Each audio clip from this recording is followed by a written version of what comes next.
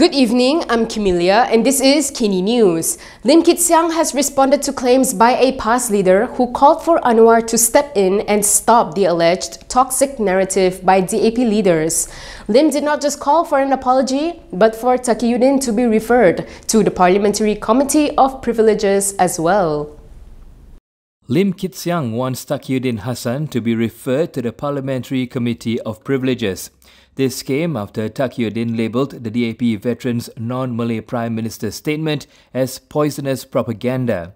He said Takiyuddin should be referred to see whether he had violated his oath as a Member of Parliament to preserve, protect and defend the Constitution. Lim also wants the past Secretary-General to apologise and withdraw his remark. He questioned whether Takiyuddin's recent claims, which has the potential to create disharmony, is suggesting that the Federal Constitution and the Rukun Negara are divisive and inflammatory documents.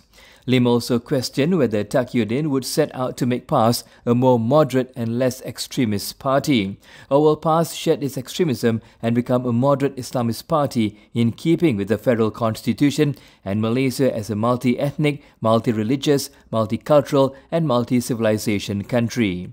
He said this in response to Takiyuddin urging Prime Minister Anwar Ibrahim to control and stop DAP's toxic narratives.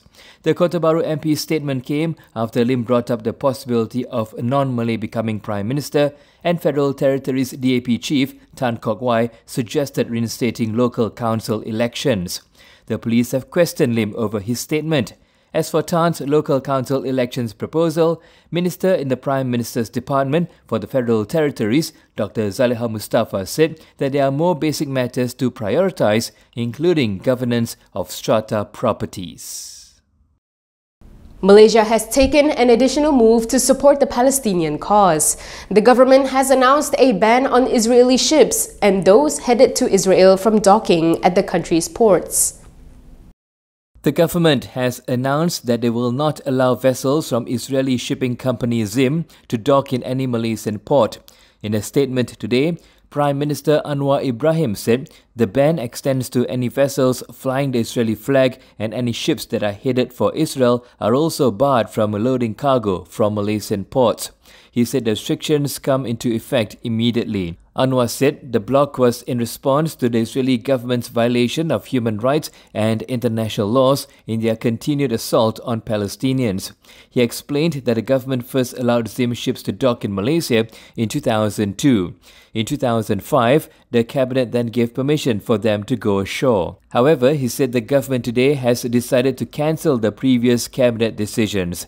Anwar also expressed confidence that the latest decision will not have an impact on Malaysia's trade activities. His statement came ahead of plans for a Zim ship to dock in Port Klang on December 26th.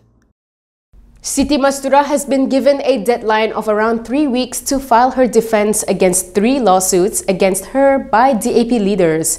This in relation to the DAP family conspiracy speech she made during campaigning for the Kemaman by-election. PAS MP Siti Mastura Muhammad has been ordered to file her statement of defence before or on January 11th next year in relation to the lawsuits filed against her by 3 DAP leaders.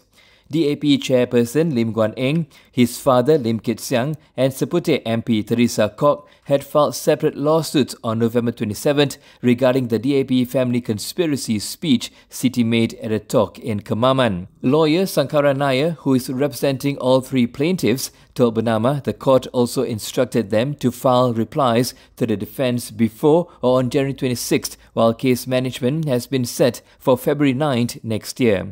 The 3 plaintiffs claimed that Siti Mastura made defamatory statements about them being related to former Communist Party of Malaya leader Chin Peng and Singapore's first Prime Minister Lee Kuan Yew during the political talk on November 4th. In their statement of claim, they said the defendants' actions were motivated by deceit to garner publicity to boost her political party's image. The trio had denied Siti's claims, calling it baseless, false and made with ill intent to deliberately link them with the Communist Party and Chin Peng. They are seeking general damages, aggravated damages and exemplary damages, as well as an injunction to prevent the defendant from further publishing the same statement. Meanwhile, Anwar has won an injunction in his ongoing defamation case against Sanusi. Muhammad Sanusi Mat Noor has been ordered not to repeat or republish statements slandering Prime Minister Anwar Ibrahim on social media, websites or any platforms. This is until the lawsuit filed by Anwar against the Kedah Menteri Besar is decided by the court. During online proceedings held at the Alor High Court today, Anwar's counsel, Sankara Naya, said that Judge Mahazan Mat Taib allowed the inter-party injunction by the Pakatan Harapan chairperson. When contacted by Bernama, Sankara said the injunction prevents Sanusi, his employees or agents from repeating or publishing similar statements with a tendency to depict Anwar directly or through insinuation on any of their social media channels, websites or other platforms until the lawsuit is dealt with.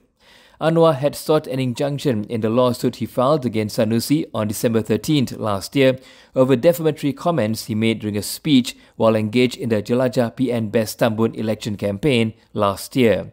In his statement of claim, Anwar alleged that the defamatory statements implied that he obtained a royal pardon through deception and had remained unpardoned.